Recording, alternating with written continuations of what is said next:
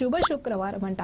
నిజం చెప్పాలి అంటే చాలా మంది అనుకోవచ్చు, ఇదేంటి యేసుప్రభు చనిపోయిన రోజునే మంచి రోజు అంటున్నారంటే, ఎస్, మన కోసం చనిపోయాడు కదా, మన కోసమే కదా, అందుకే అది మంచి శుక్రవారం అయిందండి. హల్లెలూయా. సంవత్సరం అంతట్లో 52 శుక్రవారాలు వచ్చినను, కానీ ఈ శ్రేష్టమైన శుక్రవారం శుభ శుక్రవారముగా, మరి మంచి శుక్రవారముగా, మన యేసు ప్రభు వారు మన కోసము చనిపోయిన దినము, అది మంచి దినముగా మనము నమ్ముతా ఉన్నామండి. అవును, శిలువ ధ్యానం అంతటిలో కూడా శ్రమకాలం అని అనుకుంటూ ధ్యానిస్తూ ఉంటాం. నిజంగా శ్రమలు దేనికోసం తెలుసా అండి? దేవునికి స్తోత్రం కలుగునుగాక.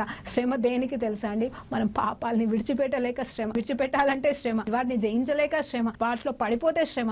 అవి నిజమైన శ్రమలండి. నిజం చెప్పాలంటే నీ దేవునితో ధ్యానిస్తే, దేవునిలో ఉంటే, దేవుని వైపు చూస్తే, దేవునిలాగా మార్చబడితే, దేవుని గురించే మన అంతరంగంలో ఉంటే అది శ్రమ ఎట్లా అవుతుందండి? ఆనందం అవుతుంది. అందుకోసమే నేనేం పెట్టానంటే టైటిల్, ఆ శ్రమకాలపు ఆరాధనలను పెట్టాను. ఆరాధించడమే నిజం చెప్పాలంటే. అంటే ఈ